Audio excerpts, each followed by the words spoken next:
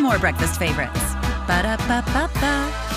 Well, let me tell you something. When you get an email that comes in that says, hey, I have a Bigfoot museum in Blue Ridge and I sure would love to come your way, you quickly respond, absolutely. This is David Bakara. He has Expedition Bigfoot Sasquatch Museum. Good to see you. Good to be here. For 10 years you've had this museum. Yes, ma'am. People come to you from all over the country, right? They do, yeah. They come over the country either to tour the museum, and a lot of them come to tell us their story.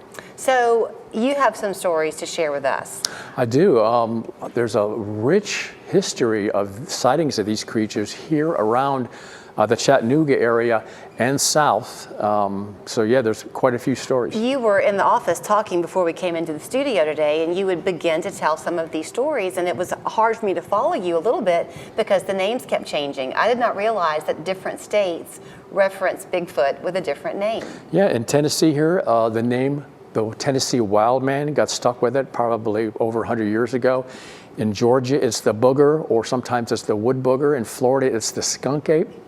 And so each area, and sometimes in one state, like Alabama, there's more than one name. In Alabama, they call it the white thing. So let's talk about the Chattanooga connection a little bit. Weren't you telling me that there have been some stories of people in our neighboring area finding large bones and having sightings? Is that right? That's right. So one of the first I got was probably the first year we opened the museum, and a guy came into the museum driving his semi. And he came in to tell me that he parked his semi and he wanted to go through the museum quick. And he had driving down the road just south of Chattanooga, and he had one run next to his truck, run underneath his trailer, and then come back out on the other side and take off into the darkness. And not only did he see it, but the trucker that was behind him saw it and hailed him on the radio. They both talked about it. So you were talking too about something that happened recently in Trenton. You can tell the story or not, but the person you were talking about, you said she wasn't a believer. Right. And you said you love people who don't believe in the lore of Bigfoot, and then you like to disprove them. Yeah, so my favorite witnesses are the ones that didn't believe it in the beginning, and then they saw one, and then everything kind of collapses around them. So, so that was in Trenton, Georgia. It was in the neighbor's tree, hanging with a piece of a branch in his hand, and it was banging on the tree branch, looking into the neighbor's house. And not only did she see it, but when she started talking to her neighbors, finally the neighbors had convinced that they have a problem with this creature for about 8 months. So you brought with you, it looks like a fossil.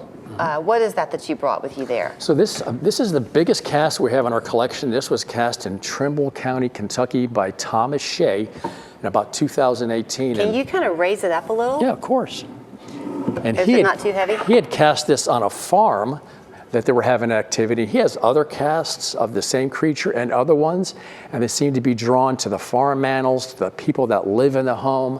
So yeah, this is the biggest cast that I'm aware of. It's certainly the biggest I have in my collection. And the name they gave this guy, just the nickname they gave it, is Goliath. So it's hard, that's a good name for it. That's a big old foot. Yeah. So it's hard to imagine, David, that you would have something like that in your tree. Right. Like is the one that she saw in Trenton, does she think it was that big? No, I don't think it was this big. I think the one she saw in this tree was a little bit bigger than a man. So what do you think they are? Wow, that's a $64,000 question. What are they?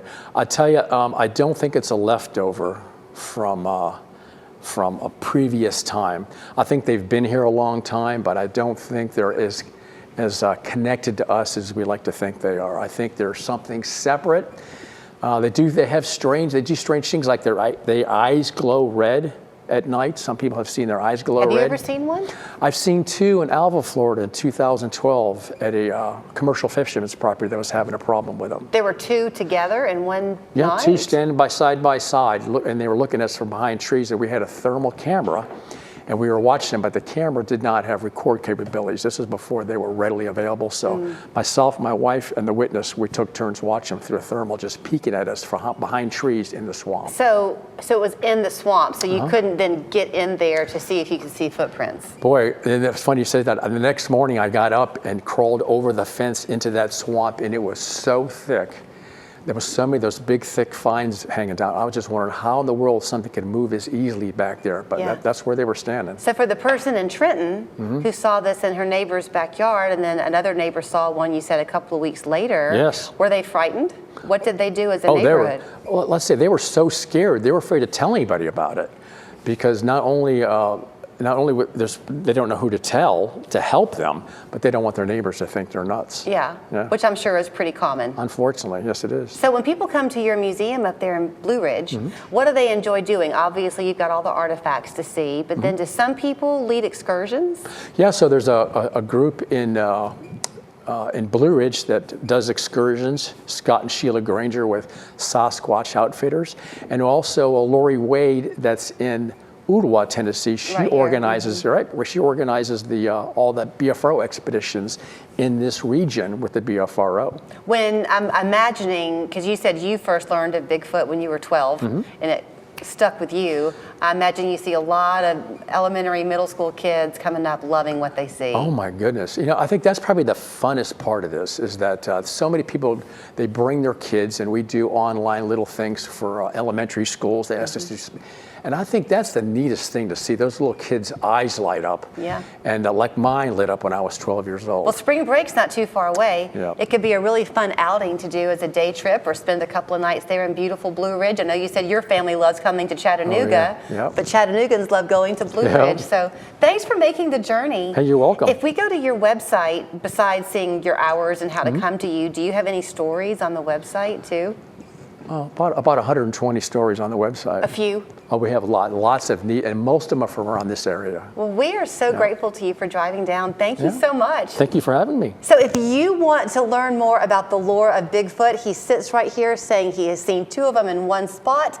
He knows lots of people who have as well. So look into it, expeditionbigfoot.com. There's his address in Blue Ridge and the phone number as well. Great to see you. Great, thanks for having me. Ashley's President's Day sale is ending soon. It's your last chance to shop Hot Buy starting at just $3